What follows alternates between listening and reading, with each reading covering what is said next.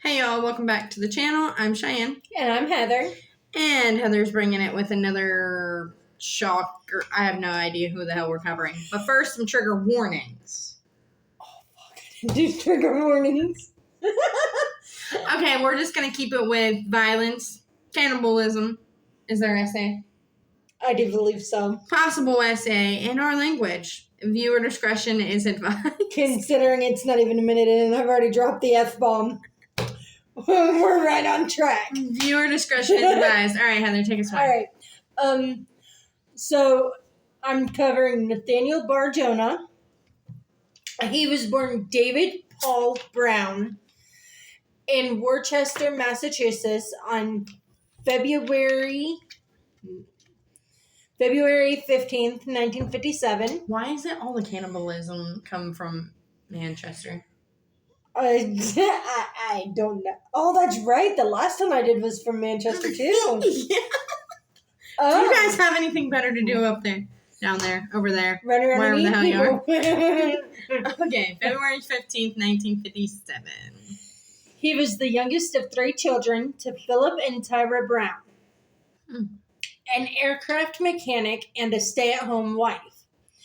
When Tyra was 3 months pregnant with Nathaniel Bar-Jonah, she was involved in a serious car accident when another driver slammed into the back of her vehicle while she was stopped at a red light, resulting in her having to wear a neck brace for the last 6 months of her pregnancy. As an infant, Bar-Jonah was described as being inactive and having an insupportable appetite, which resulted in him crying Insanable? Incessantly. Incessible. Yeah. When he was not otherwise being fed. So, like, he was always hungry? Yes, always hungry. I felt like we owned some, like, zombie shit. Which if I remember correctly, we'll get more into that as we get down further. Which resulted in, This caused him to gain so much weight as a baby that he became particularly immobile. Damn. Due to his overvamped muscle tone. Underdeveloped muscle tone. Underdeveloped. Which means he just didn't have any muscles to get his fat ass up. Yeah, because it was all fat. Which, after we're done, I'll show you a picture of him. He looks like I always refer to him as looking like the boxer Butterbean. Interesting. If I remember correctly. And his parents struggled to carry him. Bar-Jonah also appeared to be strongly averse to being touched. At 3 weeks old, experienced hydrocephalus. Hydrocephalus. Which is build up fluid in the brain. Right. Theodore has that.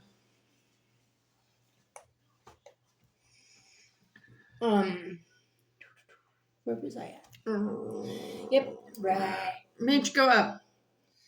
There you go. Shortly. Shortly. Yep. Shortly. Shortly, motherfucker. Shortly after Bar-Jonah's birth, his family moved to Latana, Florida.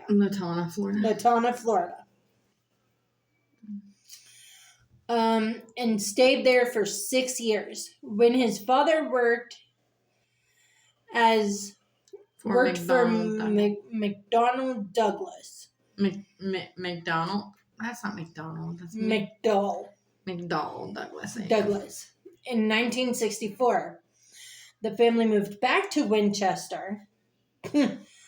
Back to the home of the cannibals. Sorry, people. Um, um, that just seems to be where most of you reside. Keep reading, bitch. You're making this worse. Keep reading. Winchester, when Barjona's father became a heavy equipment mechanic at the local construction firm. Interesting. According to Barjona, his father was a strict disciplinarian who frequently beat him with a thick leather belt due to his fear that his son would grow up to be a homosexual.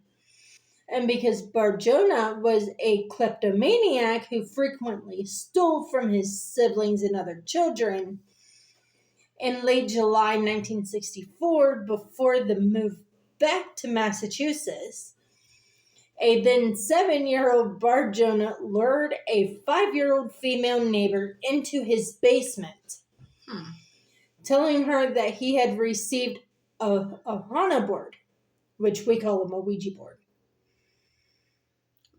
I mean, technically that's what it is. It's a Ouija board. Yeah.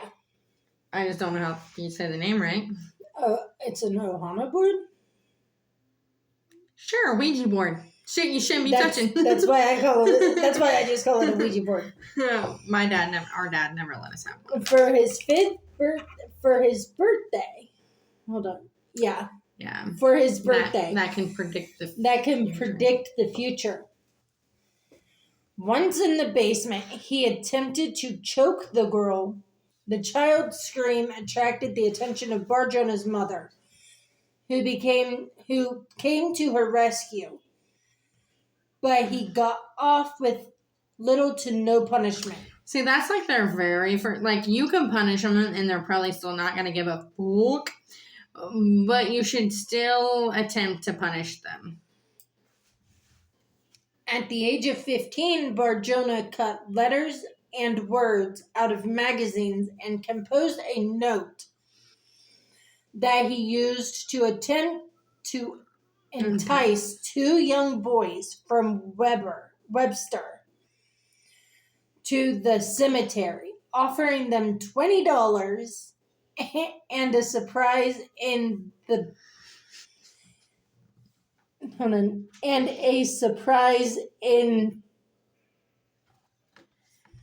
Give me that $20 and so. In that case, the mother of the 2 boys declined to press charges against Barjona. Once again, every opportunity to shut a monster down, and they choose to look the other way. I feel like that's typical from, like, the older days to, like, the late 2000s, like 2000 and I want to say maybe 2018, 2019. Then, the generation that was raised from the older generation, they decided, hey, we're not going to keep those family secrets anymore. We're going to do something about it. Right. The mother of the 2 boys declined to press charges against Barjona, thinking it would be best if he received psychiatric treatment. Oh, see, him and I do have something in common. We were both told we needed psychiatric help. Yeah.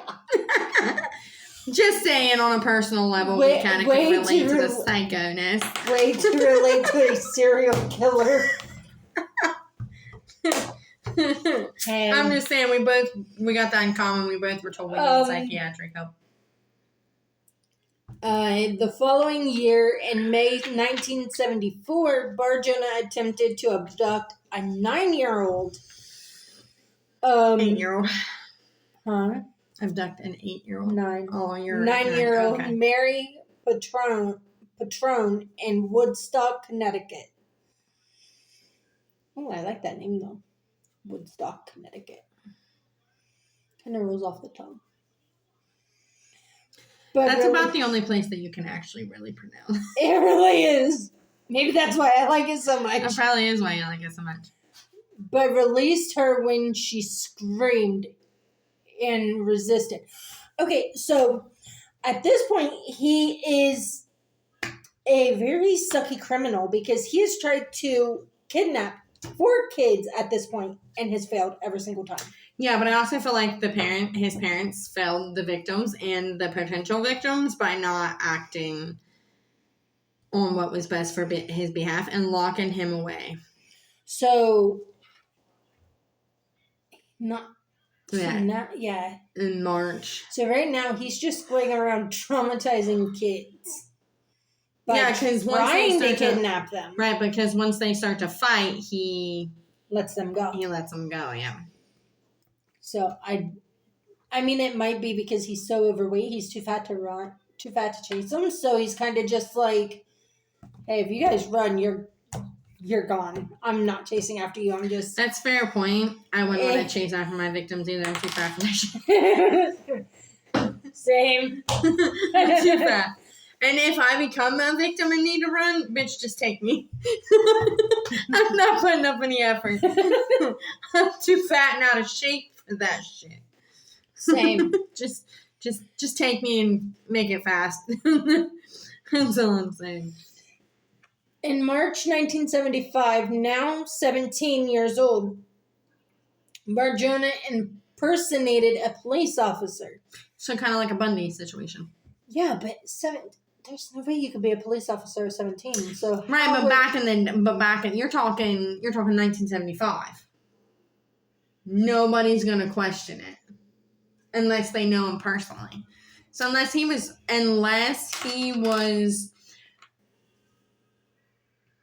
scoping out like his own neighborhood, like his own area that knew him fairly. Well, most serial killers do stay close to home. They do, but a lot of them also go within a 5 to 10 mile radius outside of their home. He impersonated a police officer in order to abduct 8-year-old Richard O'Connor. So he's switching to boys now? Well, he tried to kidnap the other two boys. He's went girl, 2 boys, then girl again. Now it's another boy. Okay, gotcha. So he doesn't have a victim preference. Nope. And he goes both ways. When it comes... I mean, that's an accurate point. I totally could have been way more sensitive than that, but that's just the way it came out of my mouth. So I'm sorry. But I'm sorry, that's just the way it came out of my mouth. What? My brain didn't connect my mouth hole in time.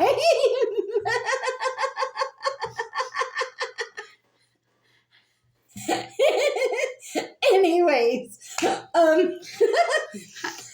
moving on.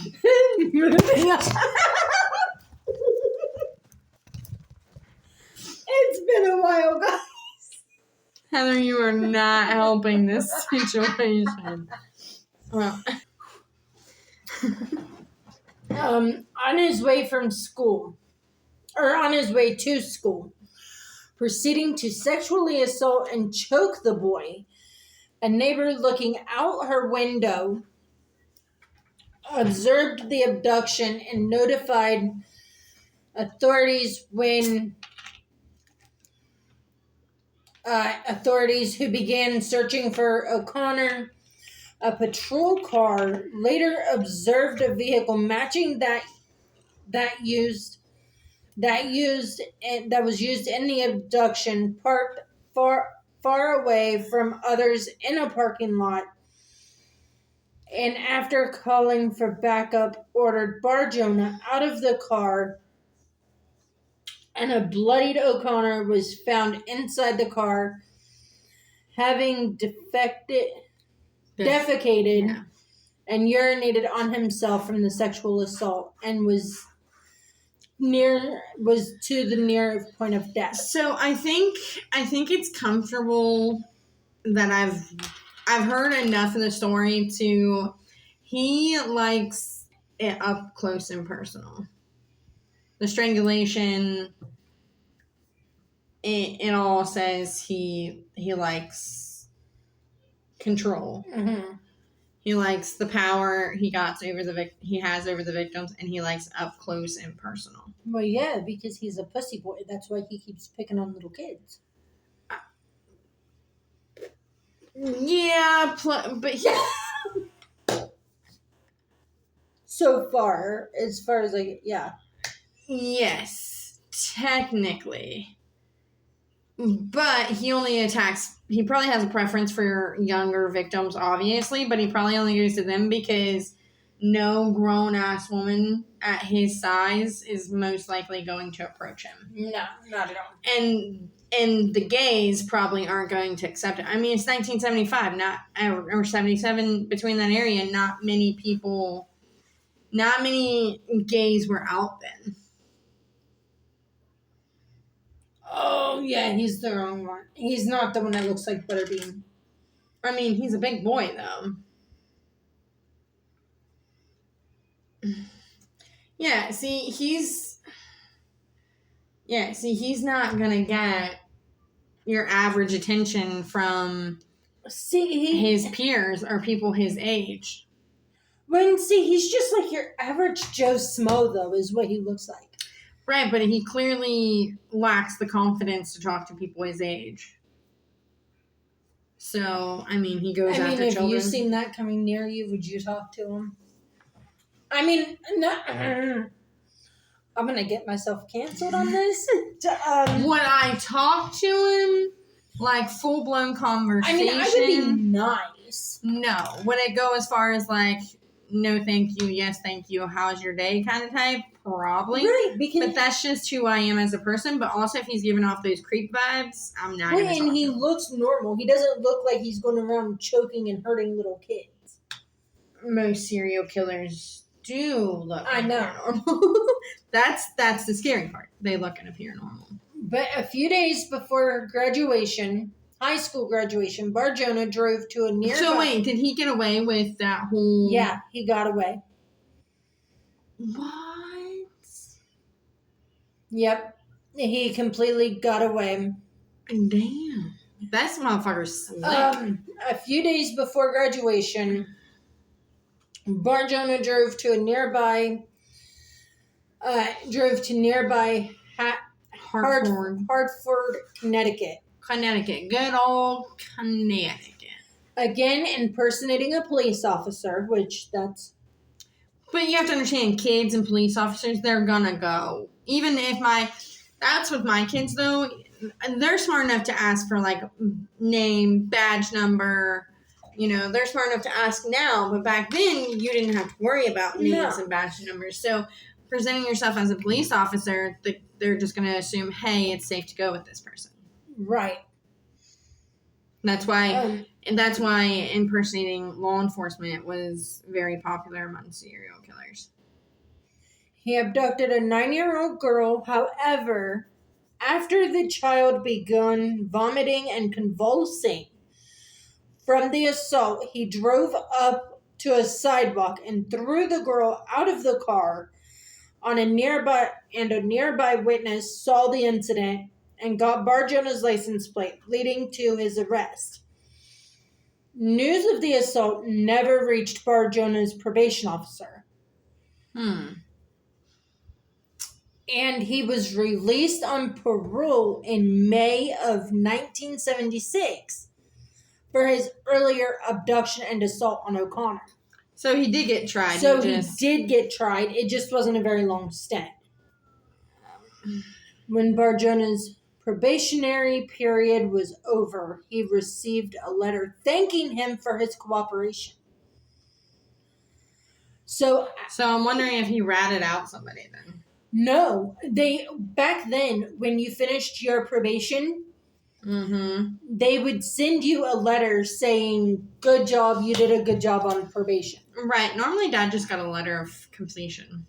Yeah. Well, they got a thank you letter for being a good boy. I remember one time Dad got a gift card.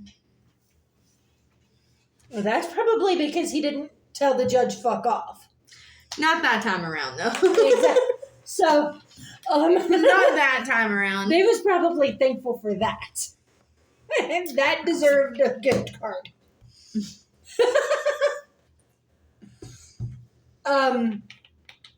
On September 24th, 1977, Barjona claiming to be an undercover FBI agent. So he's moved from police officer to FBI agent. Convinced two boys to cut. He wasn't dumb. Coming out of the movie theater in Swaybury, Massachusetts, to enter his vehicle. He then transported the boys to a secluded area where he handcuffed them and tortured them after jumping repeatedly on their chests. On the chest of one of the boys. The 375-pound Barjona believed he had killed him. Then drove off with the other boys, still alive in his trunk. However, the first boy regained consciousness and managed to find help, leading shortly thereafter to Barjona's arrest. The other boy was found still alive in the trunk. For this crime, Barjona was convicted of attempted murder. Right. And received the maximum sentence of 18 to 20 years. But he obviously got out. At the Massachusetts Correctional Institution, Concord, but was later transferred to Bridgewater State Hospital for observation. After sharing his violent sexual fantasies with a prison psychiatrist, at the conclusion of the observation period, Barjona was sentenced to an indefinite term at Bridgewater. But if he was sentenced to an indefinite term, he obviously got out, right? He did, but that's where we're getting into next. All right. On March 1984, David Paul Brown legally changed his name to Nathaniel Benjamin Levi Barjona. How? You would think he wouldn't be allowed with his criminal record. They'd want him to continue to register and stay known as someone. But you would think. Well, I mean, it's all legal, so it would transfer over. No. Because when you change your name, it goes with your social security card, your ID, and all of that. No, he literally got a whole new identity. He didn't just change like the spelling of his name. He changed his whole entire name. He went from Paul David Brown to legally Nathaniel Benjamin Levi. So that social security card for David was no longer valid for Nathan. Yeah, but wouldn't it just switch over to names? No, because then, think of it this way. When you legally become somebody else, you take on a new life. You don't live the old life. I mean, it could have. I don't know how it worked back then. Yeah, I'm not for sure. But you would think they wouldn't want him changing his name. He gave several reasons for changing his name. He told friends and relatives that he wanted to know what it was like to be discriminated against and persecuted as a Jew. During a later 2008 InStone interview with Dr. Michael H. Stone for the television show Most Evil, he claimed he was Jewish and wanted his name to reflect that. In fact, Barjona's ethnic ancestry was Scandinavian. And so nothing Jew. No. He was just an attention seeker. And his parents were both active in the Assemblies of God and Pentecostal, and he did not pursue any further connection to Judaism other than his name change. So he was just an attention seeker. Attention-seeking, all-around psycho. Attention-seeking, baby toucher, cannibal. I'm so curious that when we're about to get to the cannibal part, because how the fuck do you go from... You're good. How do you go from strangling, torturing, molesting to... Oh, we're only on page 2 out of 7. Bitch, I know. So... Alright, let's figure out how we got to cannibalism. Later in 1984, Barjona, along with his psychiatrist that had evaluated him, won a parole hearing. So this is how he gets out. Won a parole hearing after his psychiatrist testified that he was no longer a threat to society. Superior Court Judge Walter Steele ruled that Commonwealth of Massachusetts had failed to provide that Barjona was dangerous. Okay. So I think they had to let him go because they couldn't prove that he was dangerous. Right, but here's the thing. I think that clearly they could have proved it with the victim. But I think the psychiatrist should be charged with murder after the fact for testifying, knowing, one, you should quit your job because if you let a known serial killer out, or even a known serial rapist at this point, because he's not technically a killer. No, not at this point. Serial rapist, you are trained to be able to see through their bullshit. You let him out, so anything that happened after you fought for him, that blood should be on your hands. And your license should be revoked. Because clearly what you were doing is not a good job. And the judge failed too. Oh, well, the judge had no choice but to release him because the ball was completely dropped. Right. And most likely because they didn't want the boys to testify, which is understandable. They ordered him released on February 12th, 1991. So 33 years ago almost? Mm-hmm. Or no, oh yeah. Administrative issues prevented his release until July of that year. So his release kept getting pushed back. Yeah, which was good. They kept postponing it, trying to find stuff. They just couldn't. During this time, Barjona confided in psychiatrists that he fantasized about abducting, murdering, and cannibalizing children. So they still let him out. A psychiatrist at Bridgewater was apparently informed by Barjona that his interest to torture had long existed, and that his primary means were means for sexual arousal came from violent thoughts. See, I don't know. I mean, I get it because there are times when I can absolutely 100% strangle my husband and then jump his bones all at the same time. So I understand that. But, I mean, I don't understand that. But, I can relate to it. But, how can that lead to you wanting to molest children and then eat them? Right. Because let's face it, my husband definitely does not probably taste good. Just saying. On August 9th, 1991. I'm just saying.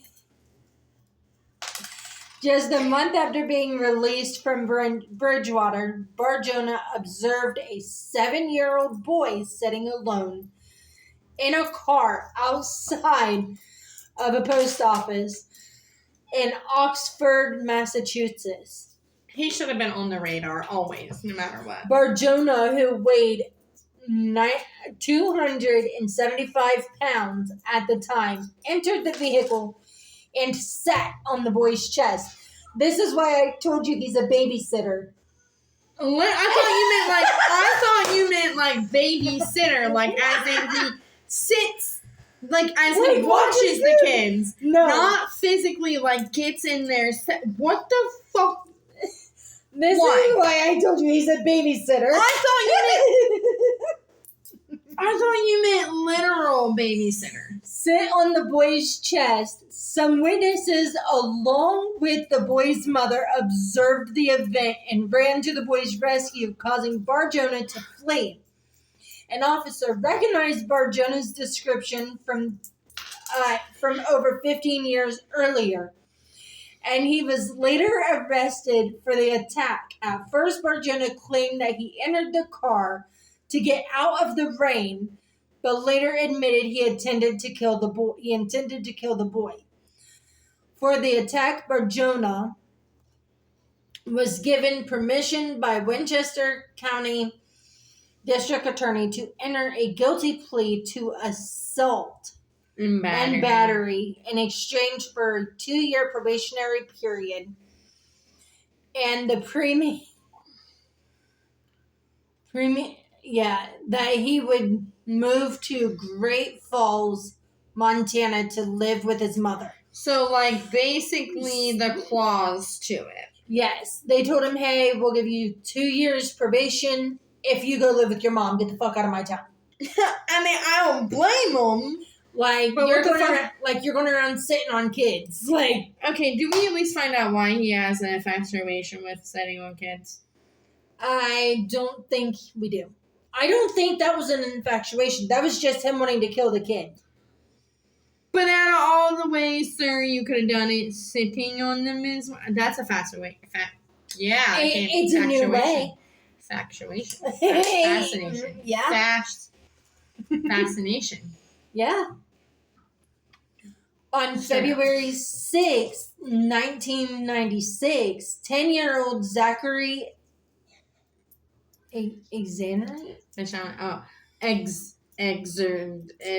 We're just gonna call him Baby Zach. Yeah. Ramsey. Zach, left the apartment. He shared with his mother at around 7:34 a.m. to attend school. Whittier School, taking his usual route through an alleyway near the 400 block of North 4th Street in Great Falls. You know what's ironically funny about that is I tell the kids all the time, never take the same route ever. I don't. When I'm walking, I'll go one way one day, one way another. Well, even when they're walking one way, I always tell them to walk a different way back. Mm-hmm. Just because when you're constantly consistent on routine, that kind of makes you susceptible to becoming a victim. You have people pulling up beside you asking you if you want cupcakes because they think you're a kid.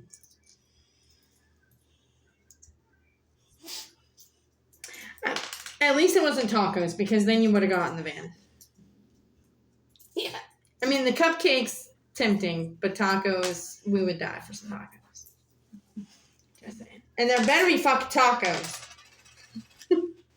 I mean, this fat bitch would be pissed if there was no tacos. She willingly got in the van to be kidnapped, and you didn't bring no damn tacos. Tacos with a lot of tahini. Like, fuck, feed me before you kill me, bitch. Yeah, I don't want to die on an empty stomach.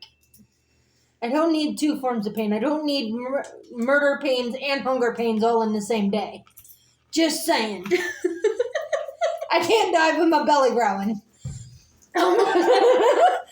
Bitch can't die on an empty stomach. We're so insensitive. Oh my god. I don't know how we manage to go through life and have feelings.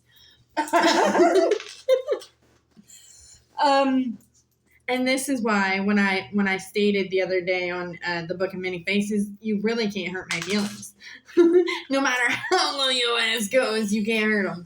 But he never arrived at school. Ramsey was wearing a blue denim jacket with green sleeves and a blue football jersey with his last name imprinted on the back in gold letters, stonewashed jeans, and black high-top sneakers. So clearly, his mom paid attention to what he was wearing. Oh, yeah. Yeah. A family of 3 who lived in an apartment overlooking the hallway or alleyway reported seeing Ramsey there that morning, and also reported seeing an off-white 4-door car nearly run him over.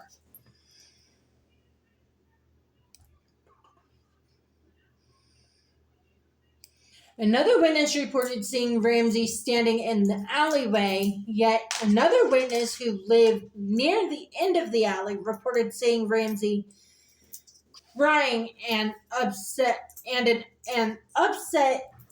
with an obese adult male following him a few feet behind. And you bitches didn't think, oh, that sounds suspicious. Let me go see if he needs some help. Right. Nah. Back then it's like, hey, got nothing to do with me. I don't want nothing to do with it. He's crying. There's this big fat POS following him, and well, I mean, even if it was just coincidence, like you could have went down and been like, hey, Zach, what are you doing, bud? He walked that alleyway every single day, or hey, kid, come here for a minute, right? And then called 911 like a normal fucking person. A witness who personally knew Barjona reported seeing him standing beside a dumpster in the alleyway at 7:15 a.m. while taking out the trash.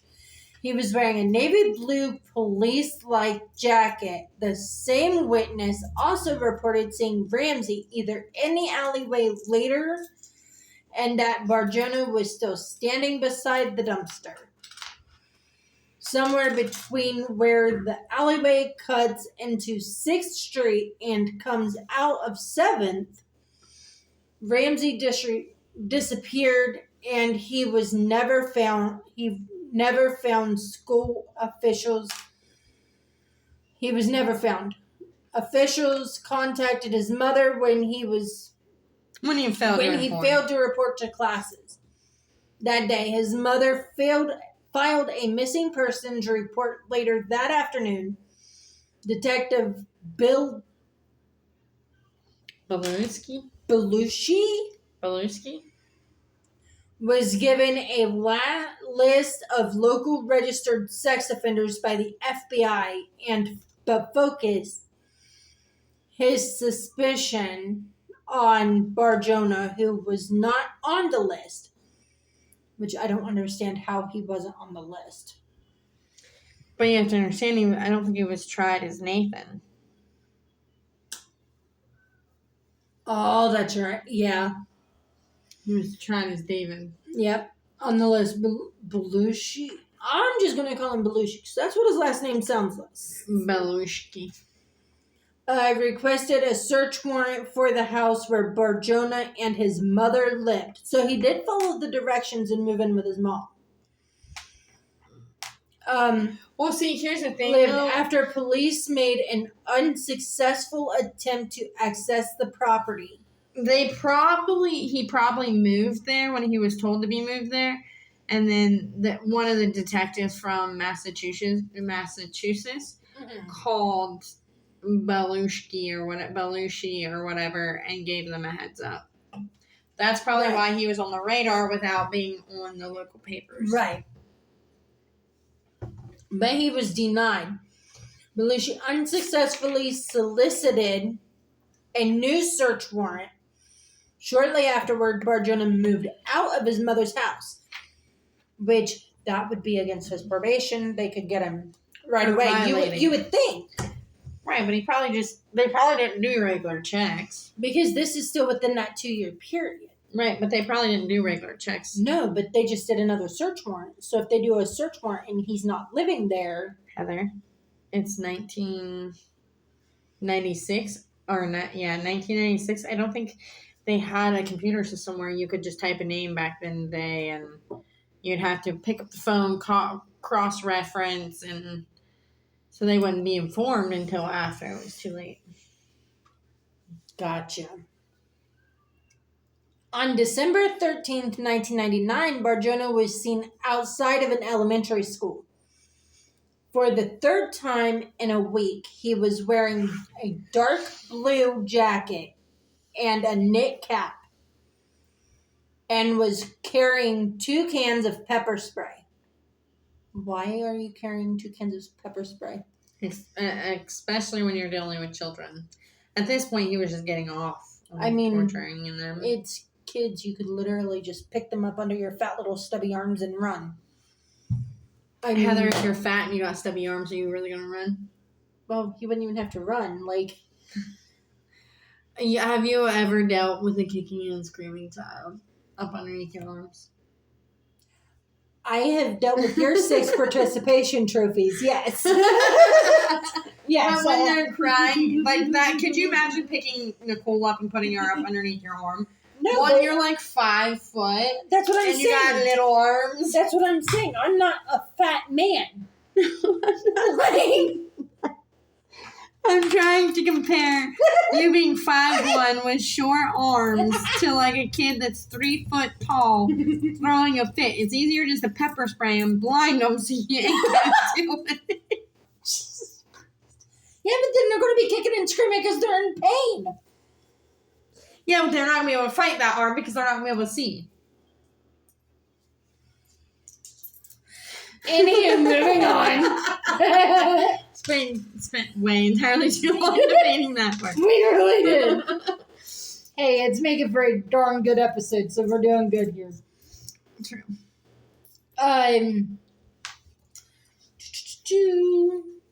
Weapon. A judge approved a search warrant. A judge approved a search warrant on December 15th for impersonation objects in both Barjona's new apartment and his mother's house. Police found 2 codes, one with a toy badge in the pocket, a second toy badge, a stolen gun, and a baseball cap reading security enforcement. Well, that explains how he impersonated. They also found a pulley on one of the ceilings of Barjona's kitchen. A pulley. Oh, gotcha. Mm-hmm. That went right over my... Yep. Barjona's kitchen. 2 albums with cutouts of children. A document about knots and bondage. And an article on autoerotic asphyxiation. Uh-huh. Meaning that you get off by getting choked. Oh, okay. So like every other bitch in the world. So there's a lot, and there's a lot of guys who will, there's actually been a couple guys that have been documented. They will go in the closets, tie belts around their necks, whack their winkies, and lean forward to choke as they're getting ready to get off. And it's supposed to be like super intense. Heather. Yes. Why do you know that? Never mind. Don't answer that. Don't. Anyway, moving on. Don't answer that. Yeah.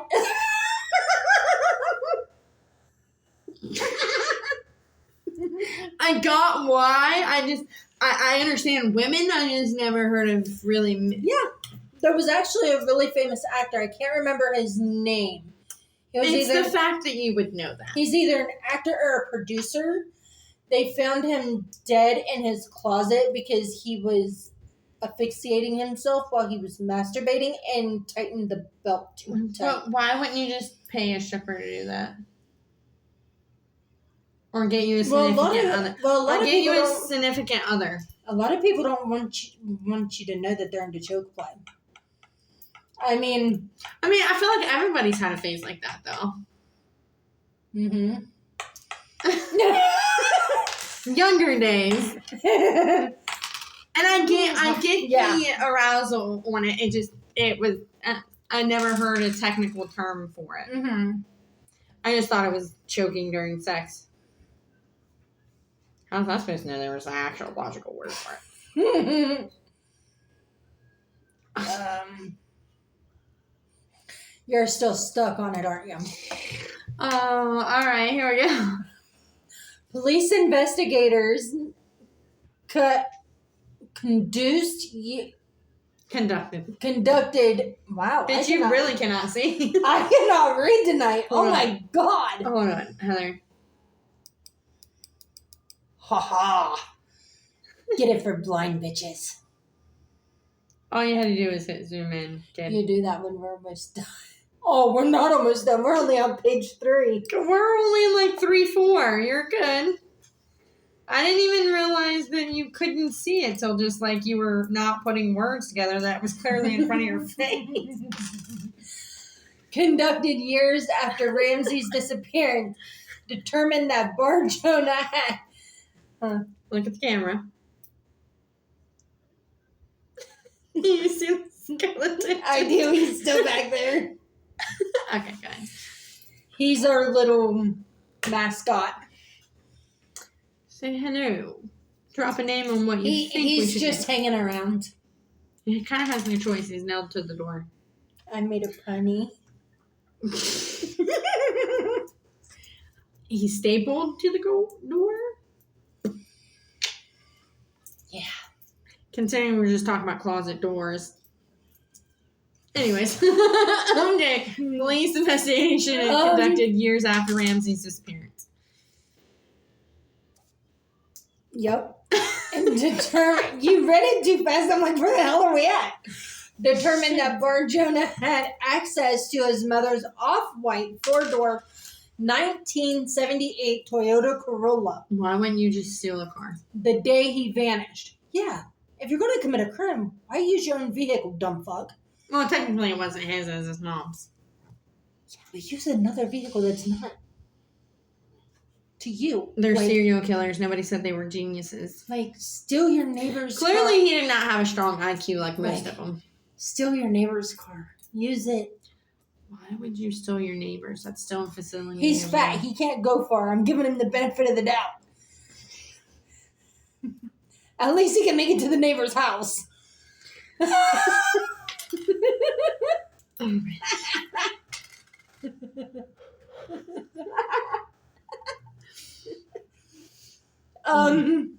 The day he vanished and that his mother and brother were out of town for a funeral. It was moreover determined that Bar Jonah did not work on the day of the disappearance, nor the days immediately preceding. 2 days after... There you go. Whew. 2 days after property searches, Belusky was granted a second search warrant of any documents and photographic material. While searching Bar Jonah's apartment, detectives... Haha, that's even better.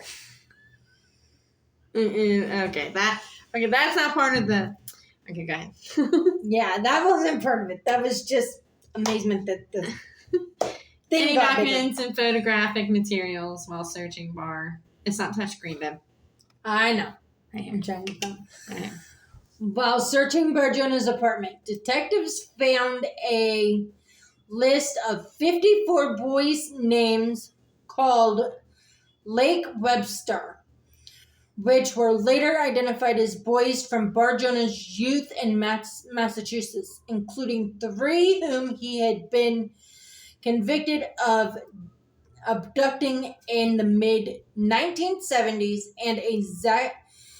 and Zachary Ramsey, followed by the word died. Furthermore, dozens of newspaper clippings were found in Bar Jonah's apartment. Following the Ramsey case, hundreds of thousands of photographs of children and undeveloped film containing sexual images of Bar Jonah and 3 unidentified boys were also recovered. So wait, 55 victims or just 55 names? There was 55. Well, each name was one of his victims. Gotcha. Okay, so it's the victim list. Yes, it was his victims list, and that's why Zachary's name was dead, because he's the only one that has passed so far. Right. The other ones were just assaulted. Mm-hmm. Yeah. Okay. That makes sense. A former roommate. A former roommate of Barjona described finding clothes in his apartment which appeared to match those of that Ramsey was wearing the day he disappeared, in addition to a bloody glove. Another roommate claimed that Barjona sometimes spontaneously brought up Ramsey in conversation, once a few days before he disappeared, and another time when he said that Ramsey would never be found because he had been chopped up and the parts scattered in different places. As a roommate, why the fuck didn't you call the police? Well, they probably thought he was just all talk. Alright, but call, investigate. Just saying. Investigators also found notebooks with seemingly arbitrary characters, which were believed to be coded writings with help from the FBI. And after months of effort, the writings were decoded in the notebooks. Barjona described torturing and eating children. There were also recipes involving children's body parts. So it was a cookbook on how to cook children. It was a human recipe book. Yes. Unfortunately, I've heard a lot of those before. On July 5th, 2000, Montana police charged Barjona with kidnapping and sexual assault. How is it not murder at this point? They have to have a body. It's hard to convict somebody without a body. Because without a body, there's no legal proof that that victim is dead. Right. So it's harder to prove murder, but with the pictures and the documents, they can at least approve kidnapping and assault. Mm-hmm. Barr would have to admit to killing. Yeah. And the sexual assault, as well as the kidnapping and sexual assault of 3 other boys. And the murder of Zachary Ramsey. So he was charged for the murder of Zachary. Yes. Okay. Barjona was held at the Cascade County Jail in Great Falls. He pled innocent to all of the charges. Prosecutors announced they would be seeking the death penalty. Well, because somebody like that deserves to go to hell in a handbasket. My thing is, though, is how the fuck do you plead innocent with all the pictures and evidence that you had left behind? Right. Are you really that narcissistic to believe that you are innocent, or are you just like, oh, I'm innocent because I got off so many times before? Right. Which is probably both, because he's got off so many times before. He developed that narcissistic personality. Yeah. Barjona was prosecuted for the abduction and molestation of 3 boys and convicted of kidnapping, aggravated assault, and sexual assault, including charges that he had tortured one of the boys and hung him from the ceiling. Gotcha, Polly. Mm-hmm. Ramsey's mother was swayed by Barjona's defense team to testify for them that she believed her son was still alive. No, are you fucking kidding me? Which led jurors not to convict Barjona for his murder. Well, yeah, once again, without a body, without a confession, and the mother saying, you have no case. And the mother saying, I think my baby's still alive. Right. You have no case without the body. Without the body or a confession, you're not going to get murder. Jurors did not convict Barjona for his murder during his trial. 36-year-old Mary Patrone recognized Barjona as the man who had assaulted and attempted to abduct her in 1974. Right, I remember Mary. Yes. Mary Patrone recognized Barjona. Yep. However, the statute of limitations has expired. Right. And Barjona could not be charged with that crime. Barjona was sentenced to 130 years in prison. He maintained his innocence up until his death, despite the objections of his mother, a judge, and declared... Hold on. 130 years, he must maintain his innocence up till his death, despite the objections of his mother and judge. They declared Zachary Ramsey legally dead in 2011. Because I think after it's either after 5 or 10 years you can legally declare somebody dead. Right. Montana authorities were aware of Barjona's criminal record. Unaware of Barjona's criminal record in Massachusetts. A fact that was cited in activists campaigning a force of sex offenders to register. Mm-hmm. In December... Strong believer in that. Yeah, they all should be on the registry. Mm-hmm. In December 2004, the prison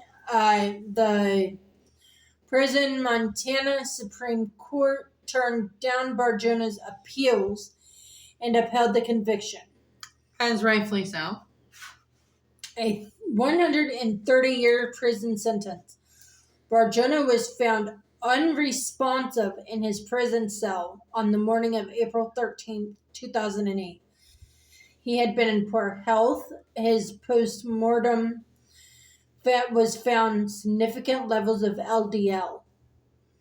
I have no clue what that is. What is LDL? In his arteries and mitochondrial and interaction was determined to cause death. So from what it sounds like is he died of a heart attack. Because he had clogged arteries. Is what it sounds like.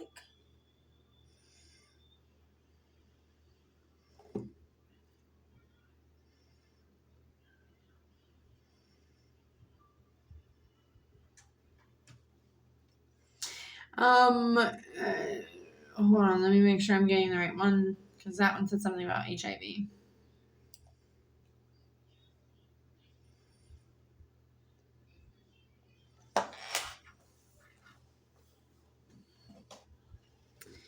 So it says significant LDLs in the arteries mean that there is a high level of low-density lipoprotein LDL cholesterol buildup in the walls of your arteries, which can form plaque and increase your risk of heart disease and stroke. Essentially, it indicates a concerning amount of bad cholesterol accumulating in the blood vessels.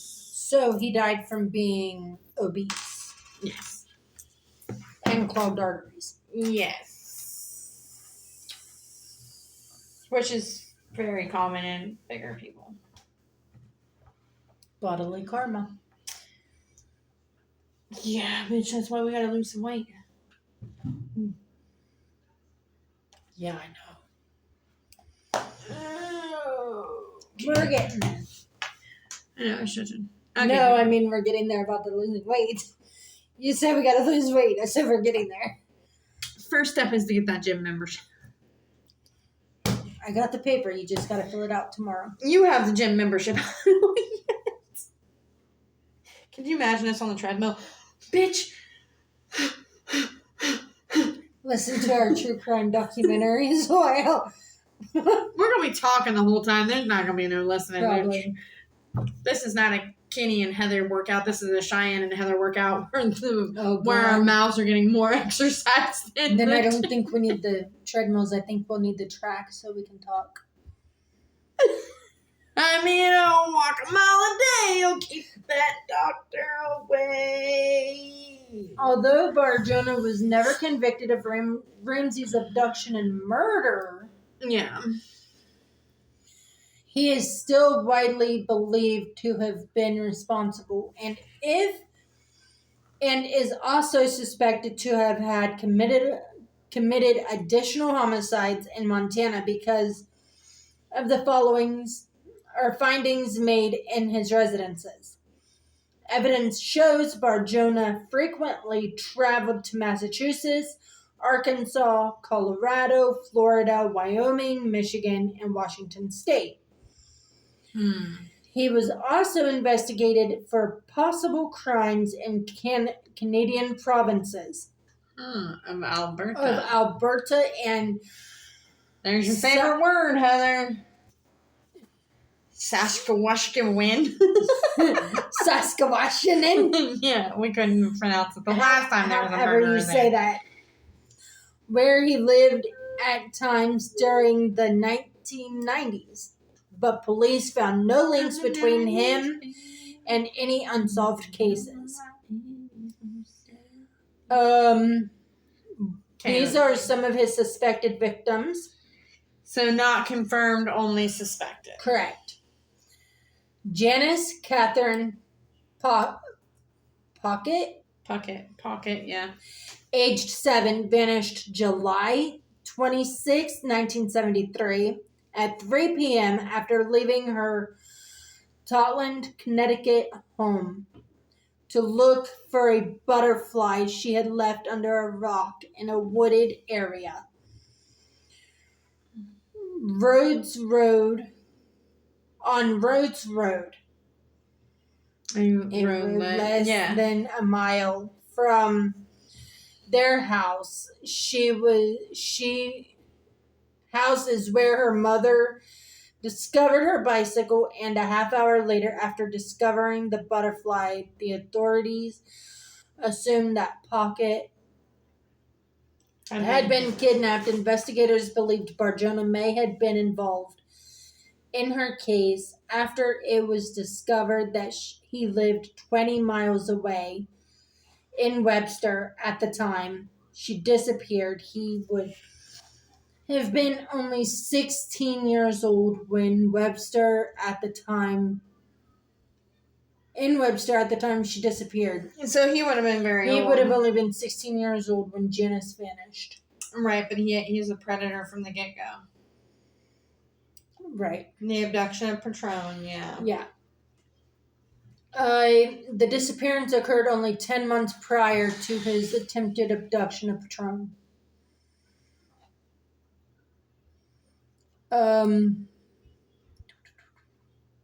Let's see. When detectives sprayed Barjona's garage with a so basically luminol. Yeah, it's basically luminol. We're not going to use all the fancy dancy words. Luminol. We're going to CSI this bitch and say luminol. The Ramsey disappearance, the word Tia appeared, which led authorities to believe that he may have been responsible for the abduction of 15-year-old James Tita. A Massachusetts youth at 11:30 on August 23rd, 1973. Tia left his home on Suffolk Avenue in Revere, Massachusetts, to hitchhike to Boston. He was last seen 2 hours later near Boston's Government Center. Tia's body was discovered on August 25th in Woodland near a desolate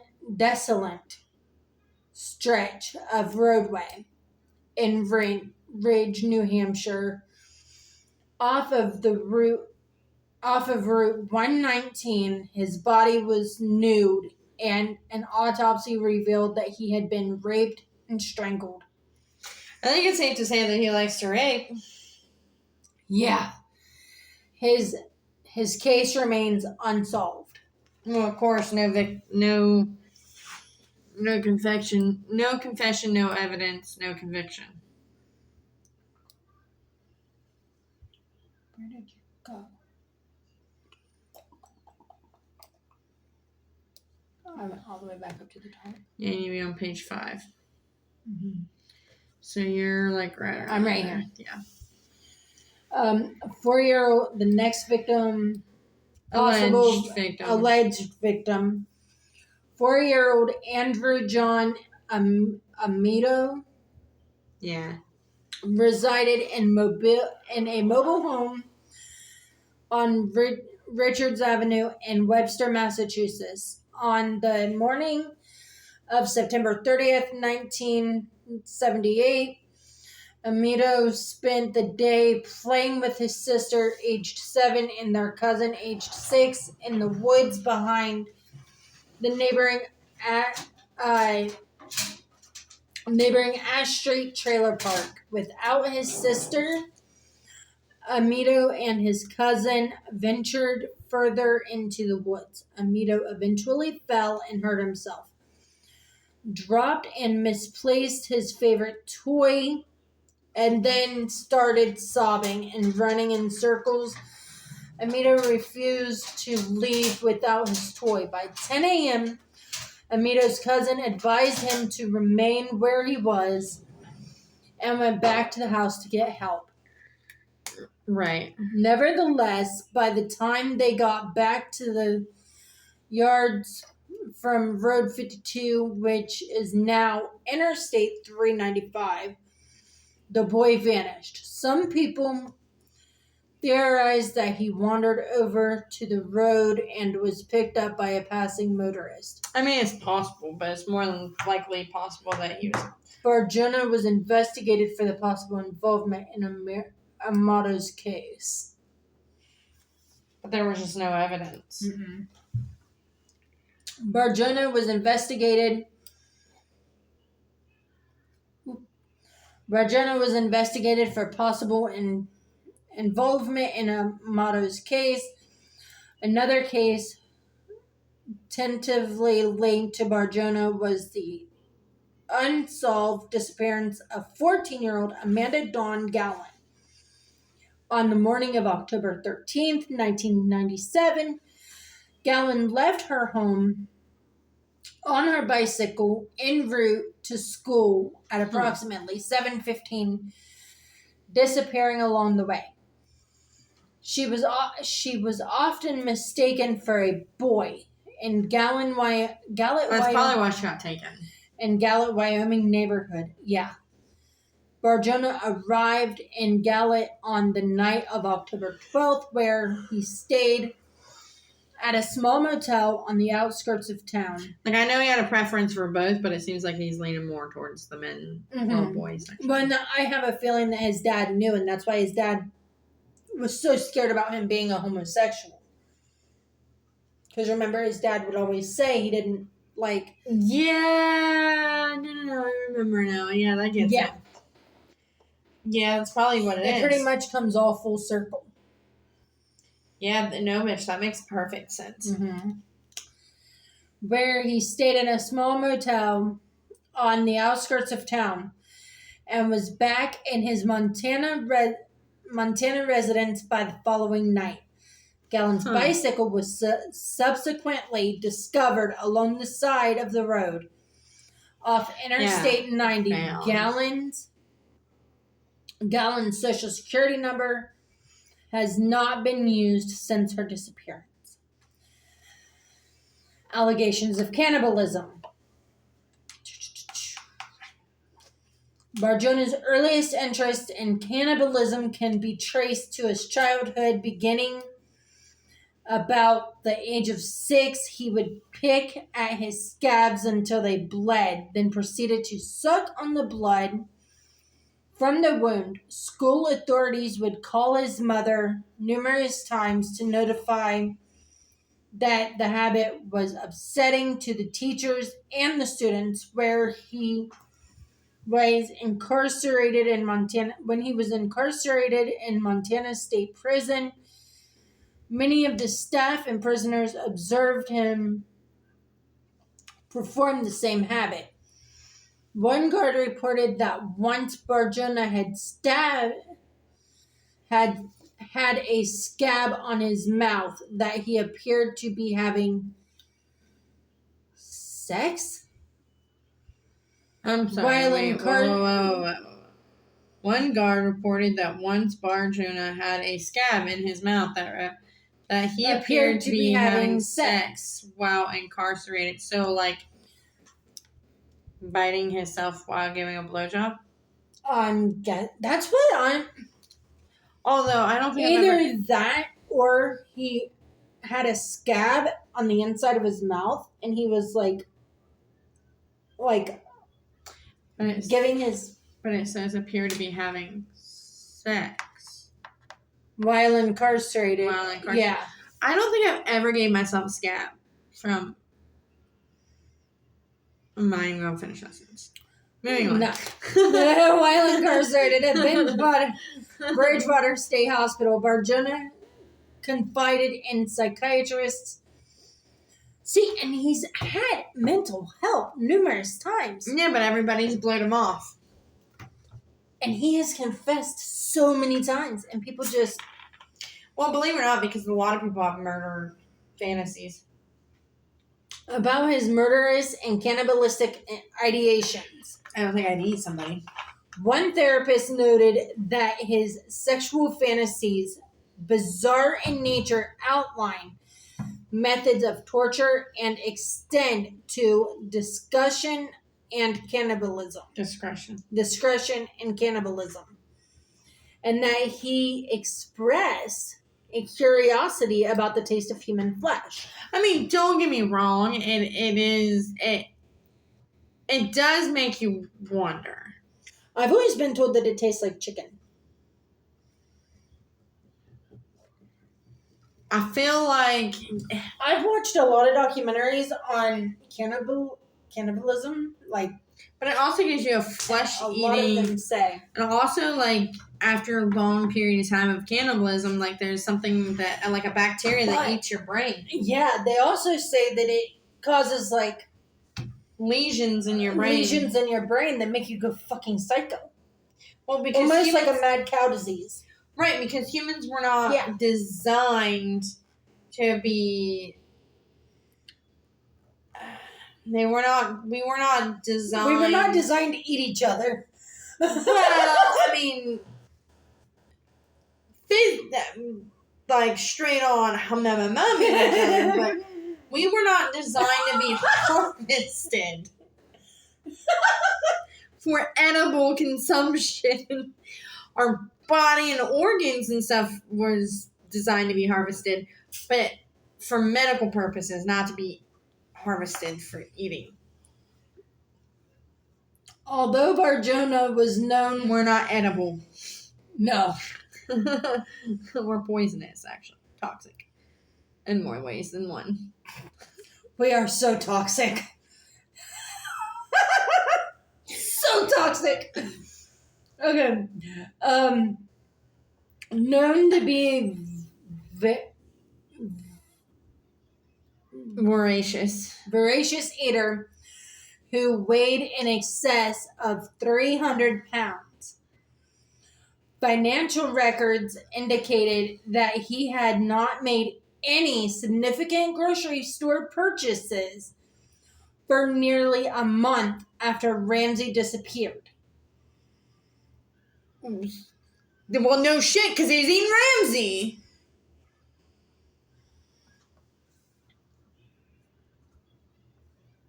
Oh, that's fucked up. However, he could have also paid for any... He went to McDonald's for that Max groceries using cash, or have been well stocked on food and meat. Nah, he ate Ramsey. After Ramsey's disappearance, Barjona also began Don't you fucking say to hold cookouts in which he was reported to serve burgers, spaghetti, chili meat, pies, casseroles, and the likes and the likes to guests. At Bitch, many of these cookouts, a number of people told Bar-Jonah that the meat had a particular taste to it. His response was that he had gone deer hunting and used venison in his dishes. However, Bar-Jonah did not own a rifle or a hunting license, nor had he been deer hunting at any time. To one woman who told Bar-Jonah that she found the taste of his meat to be repulsive, he replied that he had personally hunted, killed, butchered, and wrapped the meat of the deer. He would later be accused of molesting her son. Bitch, he fed Ramsey to the... He had a fucking cookout with... You good? You cannot get any more pettier than that. You good? He fed... Yes. Allegedly. Nah, bitch, he fed Ramsey. He fed them bitches Ramsey. Oh, man, he used Ramsey as an experiment in his cookbook. Oh, bitch. Anyone who's ever ate deer can tell the fucking difference. It has a wild game taste to it. Unless you soak it and soak it and soak it and seasoning and this, that, and the third, bitch. During a search at one of Bar-Jonah's previous residences in Great Falls, authorities dug up portions of the garage and sifted through nearly 2 tons of dirt, which they found 21 fragments of human bones. Although it was eventually determined that the bones were those of an unidentified African American child, a boy believed to be between the ages of 8 and 13, DNA analysts showed that the bones were not those of Ramsey, and the DNA sample also did not match human hair found in Bar-Jonah's kitchen. When investors decided that they wanted to examine the sewer pipes beneath the house in which Bar-Jonah had previously resided, they were told by the owner that the pipes had all been replaced after Bar-Jonah moved because they kept getting clogged. I wonder why, because he probably defleshed the kid and then started shoving it, like, you know how my kids are fucking terrible at it, but they take food and then they try and like push it through the drain. That's probably what he did with the boy's skin. That's fucked up.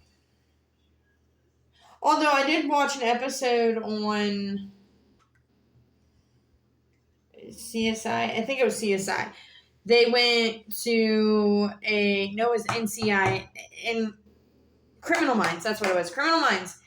They went and there was kids, teenage boys and stuff missing, and they started like this search party, and turn around, the killer served one of the kids in chili. Mm-hmm. He served the volunteers the kid in the chili. Oh man, that's fucked up.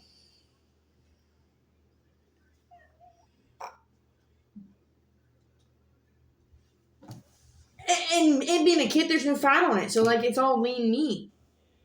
That just come off totally.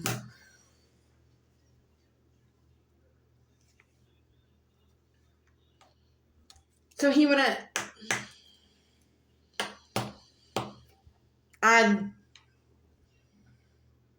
That's twisted, feeding it to a bunch of fucking random neighbors. That's really fucking twisted. My stories just keep getting different and different. It's not necrophiliac, I'll give him that, but. What? He killed himself, but pretty much because he's obese, but. Yeah. I just don't see how he didn't get, like, HIV. Well, he was passing on kids, so he wouldn't have got HIV, but. I mean, kids can be born with HIV, so. Well, yeah, but, like, he didn't have a preference. No. Well, I mean, he leaned towards boys more than he did girls, but, like, he didn't have a preference. Mm-mm. Is that the end of it? Yeah.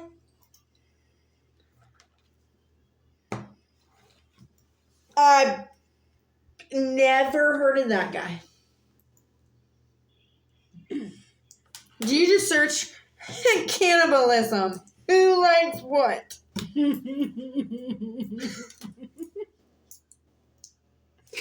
Kenny gives me the ideas for all of my stories. So, you can thank your brother-in-law. It's really not going to top the story that I don't think the last 2 stories we've done is going to top even one of the ones that I have for next week. Oh, are they that bad? Yours eating people? No, is yours that bad? No, yours is gonna. Mine's not gonna be none compared. Yours eating Oh. people. Eating people. Babysitter. I thought she meant literal babysitter, like, hi, Mr. Nanny. Nah, bitch meant he literally sits on babies. Who does that? Don't you love my play on words? Yeah, because I thought we were looking at Mr. Nanny, not Mr. We do a murder podcast and you're talking about fucking Mr. Nanny. Because I thought that's what you meant, like killer nanny, like he babysit the kids and then killed the parents type shit. Not literally like set on the babies. No, he literally sits on a kid.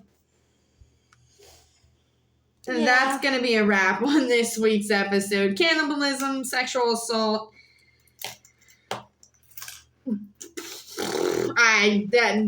You know the drill. Like, subscribe, check out the channel. All of that schmazzy. Once again, I'm Cheyenne. And I'm Heather. And we'll catch you on the next one. Yep. Bye. Bye.